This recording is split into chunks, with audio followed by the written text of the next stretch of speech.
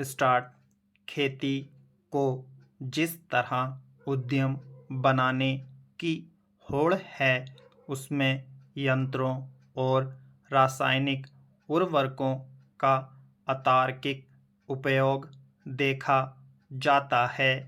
अनेक विदेशी कंपनियां अधिक उत्पादन देने वाले बीजों का विकास करने में लगी हैं। पहले जो कृषि अनुसंधान केंद्र देश की जलवायु और मिट्टी की प्रकृति का ध्यान रखते हुए बीजों का विकास किया करते थे, अब वे हाशिए पर चले गए हैं। ऐसे में सरकार को न केवल प्राकृतिक खेती को प्रोत्साहित करने बल्कि बीज, खाद, रसायन बनाने वाली कंपनियों पर भी नियंत्रण रखने की ज़रूरत है। प्राकृतिक खेती हमारी परंपरा से जुड़ी हुई है और अब यह समय की मांग बन चुकी है। खेती के आधुनिक तौर तरीके अपनाकर हमने अपनी खाद्य ज़रूरतों को तो पूरा कर लिया, मगर दूसरी ओर रसायन के अंधाधुंध प्रयोग की वजह से हमारी धरती और हमारे जीवन पर इसका बहुत दुष्प्रभाव पड़ा है। रासायनिक खेती के कारण धरती की घटती उर्वरा शक्ति और बढ़ते प्रदूषण ने पूरी दुनिया को चिंता में डाल दिया है, मगर इसका समाधान हमारी परंपरागत खेती यानी प्राकृतिक खेती में मौजूद है। अब भारत में इस ओर ध्यान दिया जा रहा है।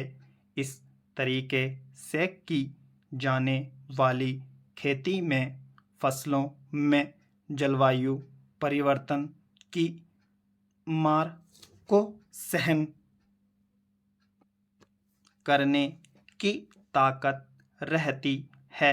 इसमें लागत कम आती, पानी की बचत होती और उत्पादन भी बढ़ जाता है। दरअसल खेती में रसायनों का प्रयोग न केवल मिट्टी को कमज़ोर करता बल्कि फसलों को भी जहरीला बना देता है। रासायनिक उर्वरक और कीटनाशक पर्यावरण को भी प्रदूषित कर रहे हैं। कई बार मानक से ज़्यादा कीटनाशक पाए जाने पर विदेशी खरीदार हमारी फसलों को खरीदने से मना कर देते हैं। ये रसायन भूमिगत जल में मिलकर उसे प्रदूषित कर देते हैं। इसीलिए अब प्राकृतिक खेती समय की ज़रूरत भी बन गई है। मिट्टी में 16 तरह के पोषक तत्व पाए जाते हैं जो फसलों की अच्छी बढ़वार और ज़्यादा पैदावार के लिए ज़रूरी हैं। इनमें से एक भी तत्व की कमी हो जाने पर बाकी 15 तत्वों का भी विशेष लाभ फसल को नहीं मिल पाता। देसी गाय के गोबर में ये सभी तत्व मौजूद रहते हैं। गाय के गोबर और मूत्र की गंध केंचुओं की संख्या बढ़ाने में सहायक होती है और ये केंचुए किसानों के मित्र माने जाते हैं।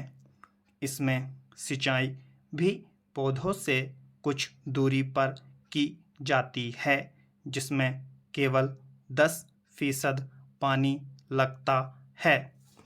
प्राकृतिक खेती में पौधों की दिशा उत्तर दक्षिण रखी जाती है ताकि पौधों को सूरज की ऊर्जा और रोशनी ज़्यादा समय तक मिले। इससे पौधों का अच्छा विकास हो जाता है। उनमें न सिर्फ कीट लगने की आशंका कम हो जाती है बल्कि पौधों में पोषक तत्व भी संतुलित मात्रा में एकत्र हो जाते हैं। प्राकृतिक कृषि में मुख्य फसल के साथ सहयोगी फसलों को भी उगाया जा सकता है। खेती करने के इस तरीके में देसी बीजों की भी काफ़ी अहम भूमिका होती है। देसी बीज पोषक तत्व कम लेते और पैदावार ज़्यादा देते हैं। भारत में प्राकृतिक खेती की शुरुआत सुभाष पालेकर ने की। पहले उन्होंने अपने फार्म में रासायनिक तरीके से ही खेती करनी शुरू की, मगर कई वर्षों के बाद उन्हें प्राकृतिक खेती का विचार उपनिषदों और वेदों से मिला। इन धार्मिक ग्रंथों में प्रचलित कुछ सूत्रों से प्रेरित होकर उन्होंने प्राकृतिक खेती की शुरुआत की और इस पर वैज्ञानिक शोध शुरू किए। वे खेती के ऐसे तरीके तलाश करने लगे जिससे मिट्टी में मौजूद जीवों की रक्षा हो सके और ये तभी संभव था जब खेत जहरीले रसायनों से मुक्त हों और मिट्टी की सेहत मजबूत हो। पालेकर ने रासायनिक खेती करते हुए पाया कि लगभग 12-13 वर्षों तक तो खेती में पैदावार बढ़ती रही, लेकिन उसके बाद घटनी शुरू हो गई। इसके अलावा आदिवासियों के साथ काम करते हुए उन्हें पता चला कि जंगलों में पौधों के विकास के लिए किसी बाहरी तत्व की ज़रूरत नहीं पड़ती, बल्कि बढ़वार के लिए ज़रूरी सभी साधन प्रकृति से ही उपलब्ध हो जाते हैं। 6 साल की कड़ी मेहनत के बाद उन्होंने बिना रसायनों वाली प्राकृतिक खेती की तकनीक विकसित करने में सफलता हासिल की। इसका उन्होंने नाम दिया कम लागत प्राकृतिक खेती। अब वे पूरे भारत में इसे प्रोत्साहित कर रहे हैं।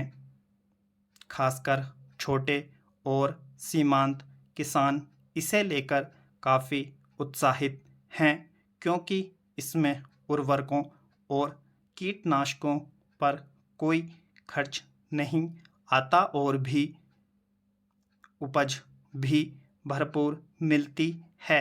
ऐसे किसानों के पास आय के काफ़ी कम साधन होते हैं और खेती में लगने वाली भारी लागत इनकी कमर तोड़ देती है।